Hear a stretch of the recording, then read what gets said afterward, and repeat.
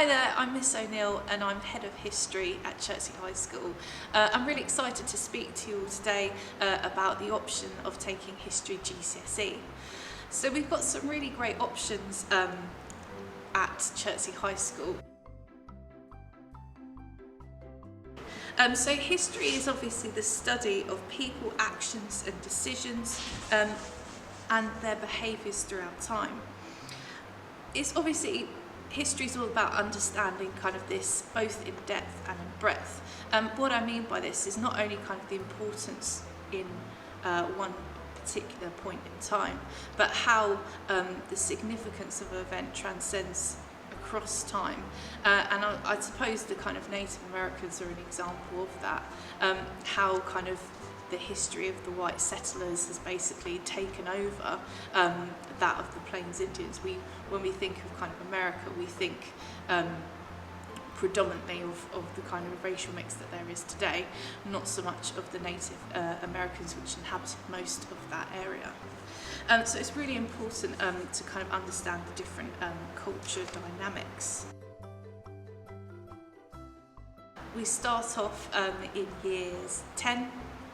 Looking at American West, in which we study the story of the Native Americans and the process by which their land is slowly encroached on by the white settlers.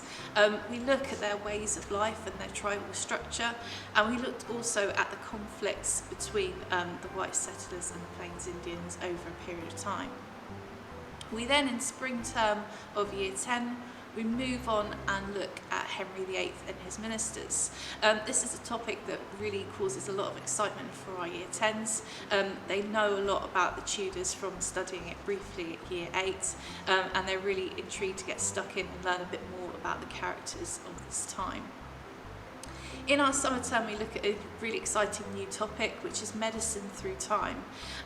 We then look also at the Western Front, so we look at medicine on the front line during World War I, and it gets students also to look at some source analysis skills there.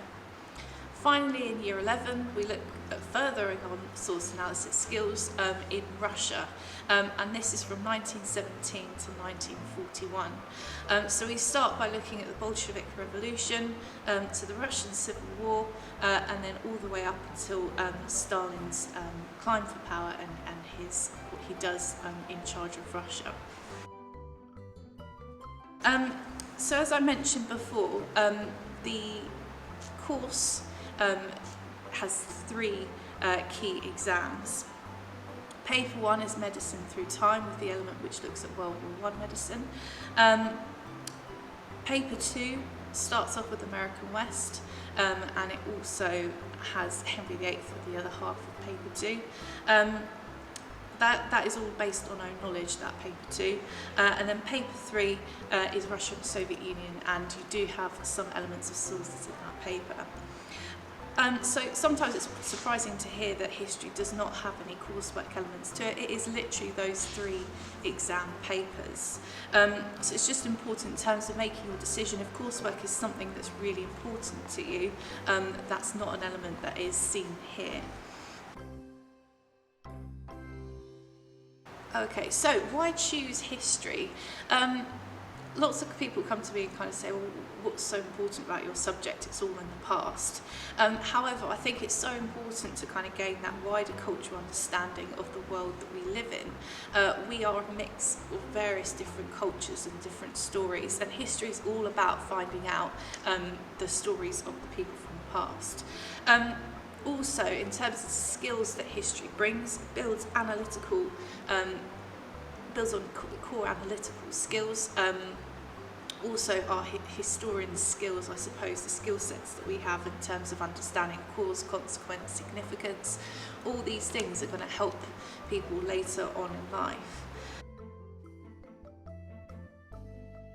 Also, kind of think people kind of say about history, perhaps it's not relevant because we don't always talk about it today. However, I quite like this quote that I've got here. It says, "Those who don't know history are destined to repeat it." It's really important that we look back before moving forwards, and I think history allows us that time to reflect as humanity, really, see where we've made our errors to move forwards. And without the study of history and what people have done in the past in response to things like economic crisis, pandemics, we cannot learn really how to move forward. Another quote that I've got here is that a people without knowledge of their past history, origin and culture is like a tree without roots. So again, we need to kind of know our sense of belonging to ground us in society and kind of where we fit in with the story of humanity. Okay, so careers that lead into history. If I kind of look back with the people I studied my history degree with now, we all have gone in various different directions. I've got friends in law, friends in teaching, friends even in journalism. Other career paths that you could possibly make is possibly museum creating.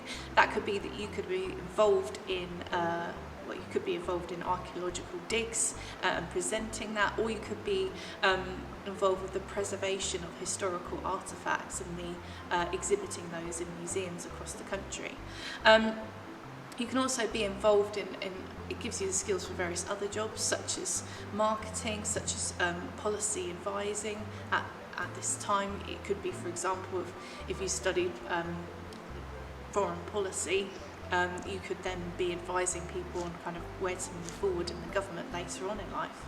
And lastly, kind of researching in any capacity. But these are just a few. There are many different areas that you guys can go into if you continue to study history.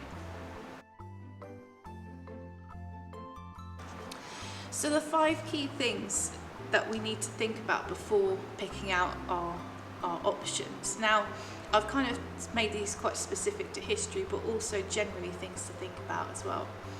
My key things I'd advise you guys to think about is, number 1, do you enjoy your current history lessons? If you do, then history would be the right option for you. We do have a level of consistency in terms of the way we teach from Key Stage 3 to GCSE. So if you're enjoying the lessons now, okay, you're probably most likely to enjoy them in your GCSE year. The next one, number 2, do I enjoy reading around my subjects? Do I like going beyond and researching a bit more? Now, this is really important with history. It will take time for you to basically go away and look up and get these things ingrained in your head. Now, you have to be willing and love history so much that you obviously are going to go away and research further. And I think wider reading is going to really set you apart from the other candidates taking GCSE. Number 3, am I confident in longer writing tasks? Now, if I ask any student this, they kind of automatically shut down and quite often say no. Go and speak to your teachers. What are your kind of strengths and weaknesses in terms of your writing style? History will be demanding in terms of longer writing tasks. I'm not going to dress that up. But it's important that we know kind of our strengths, perhaps areas of improvement in our longer writing before we kind of start this course. Number 4, this is a classic one. Am I choosing it just because my friend is? Okay, really important that you are making this decision for yourself now. I'm pretty sure kind of your parents have obviously picked out the primary school, the secondary school for you. This is your time to pick something that you really enjoy. Do use that opportunity for yourself. It's not necessarily going to be the case that you're going to be in the same class as your friends, so if you are picking it for that option, perhaps history is not the one for you. And lastly, number 5, do I enjoy debating different people's opinions about the past? Now, this is kind of a real passion of mine. We look at lots of different historical interpretations, lots of different historians say lots of different things about the past based on hard acts and evidence. But you guys, it's up to you as historians to decide whether you agree with what they're saying or whether actually you find something else more convincing. And that's the sort of historical mind that we need for the GCSE. So finally, to round up then, I just thought I'd finish with some quotes from some Year 10s that I gathered today surrounding the Year 10 course so far. So these are people literally just started, and as you can see, hopefully they're really enjoying it. So it says, Now it makes sense of why America is the way it is today. I can see how their laws and culture stems from this point in history. And I love history for that kind of eureka moment sometimes it gives you, that moment where everything kind of just clicks and falls into place. This is another one from another student here. She said, I really enjoyed the story of the Plains Indians so far. It's so tragic how the Native Americans are swept aside.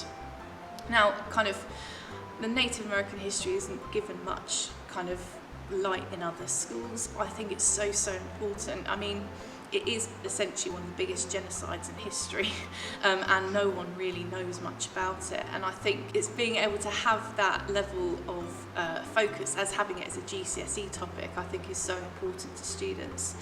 And lastly, one of them said that they're just really excited to get to grips with the Tudors next term. So I think what's great about our course is that we've got such a wide range of periods, both breadth and depth studies, for all students to get their teeth into, and I can't wait for this next cohort to come in. So hopefully I've convinced you enough to take GCSE on. Please do also have a chat with your teachers as well. We're more than happy to discuss the topics further. Thank you very much for your attention, and choose history. Bye.